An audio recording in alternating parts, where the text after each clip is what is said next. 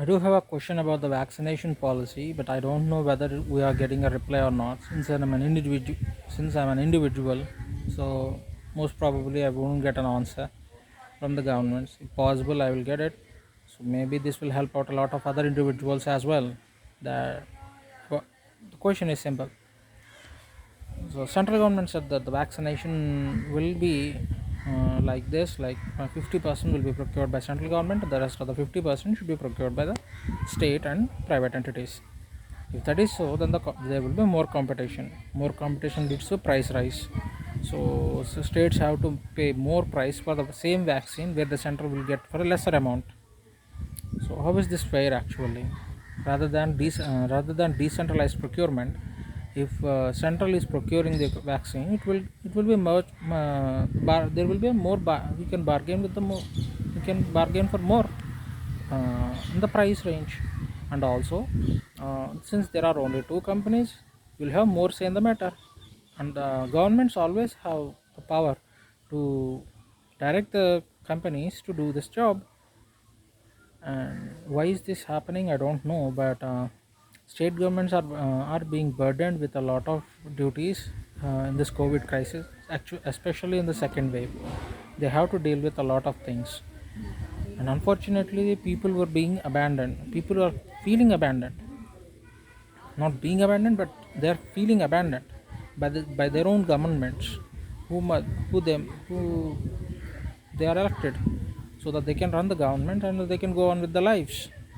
And seems to me that the governments which we elected were actually seems to be more uncompassionate, and a lack of vision in delivering the promises they made, and more oftenly they don't care about the health crisis which we are having right now.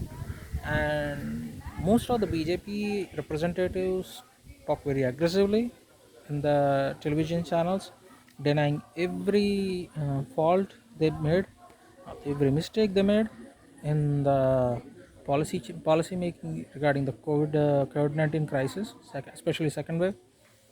And after seeing a lot of TV debates and as well as in the news articles, an individual like me felt like the government actually didn't do that much. Central government especially. State governments, I understand that, because state governments have a very limited resources which need to be delivered to the people. And unfortunately, in the first wave itself, state governments were financially deprived a lot, with GSTs and everything. Central government has at least have some sort of income, and in spite of that, increasing fuel price increase and a lot of other stuff.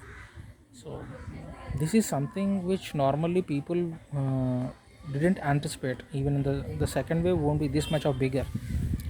The first wave is where we took a uh, policy regarding the COVID to a very maximum and very, I don't know how to say it, but we took it very seriously. But when it's come to the second wave, most of the people are being felt like, actually people are feeling like they were abandoned. If you look into the most of the foreign media, they are showing some visuals which are not being shown by our own television media. They are asking critical questions to the government, and the governments are unable to provide the perfect answers which is required to us. Unfortunately, I don't want to name them because there are only few channels actually showing some truth to our people. Most of the pro-establishment media is always so chest thumping about Modi's achievements and everything. Even in the this crisis also, they are supporting the uh, government itself and their decisions on COVID crisis, despite allowing Kumbh Mela, and as well as despite in going with election, especially election rallies, and there are huge election rallies happen. If you go with Andhra Pradesh Panchayati elections, and then after the municipal elections in Uttar Pradesh also there is a Panchayati elections happen, and also Bengal, Tamil Nadu. These are some very huge states with a lot of people in it, and unfortunately these are the states which are actually being reporting a highest number of cases. Look at Kerala, they are reporting highest number of cases. Tamil Nadu, highest number of cases. Andhra Pradesh, highest number of cases. Uttar Pradesh, highest number of cases. Bengal, highest number of cases. Bihar also is also there in it. But these are the actual states which elections happen, and they are showing the results of it. COVID cases are rising in these states. Of course, we have a good news in Maharashtra about like there are some low. There are the number of cases were being what do we call decreased, but not significantly. They are also above 40,000 now, and we can see there are more than 40,000 cases. Also, Karnataka is also there with almost near to 40,000 cases. In Kerala is also there. So how come the government is not accepting the mistakes which we have done?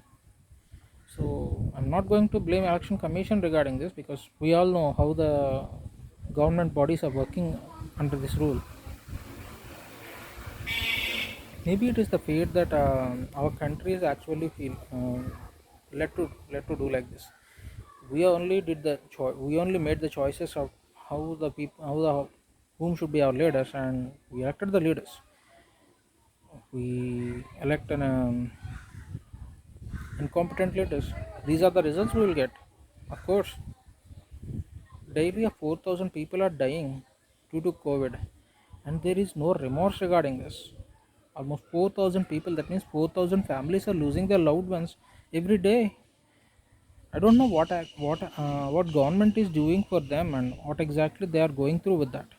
More than that, there are number of tests haven't been increased in the past 1 month. I've seen it. The number of tests were very low, despite being recording with highest number of cases.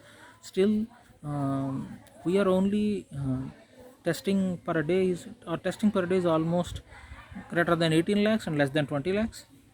If it is like this, how can we detect in the rural areas as well? We are not, and our media is also not showing about the rural areas, and how the COVID is affecting in rural areas, and that is also need to be shown. Unfortunately, the media is only sitting around the big cities, so they only care about big cities. Rest of the country, whatever happens, it doesn't matter to them. And also, most of the media is also as pro establishment. These kind of very important information which is required to the people or the locality, or anywhere in the local side, in the local point as well as in the state point, as well as in the national level, national point as well. This information is much needed. If we don't test more rigorously, then how will we know the country's actual COVID cases are? If there is, if we can't have accurate number of cases within our hands, how the country will know that how many cases were actually there, and how the countries actually need to improve in there? These are the things which need to be noted. If we only have used only small amount of data with what we are having, then the plan also will be limited to such kind of low numbers only. Hope that our country will understand this.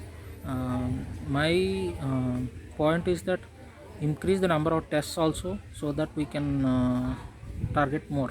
Thank you very much.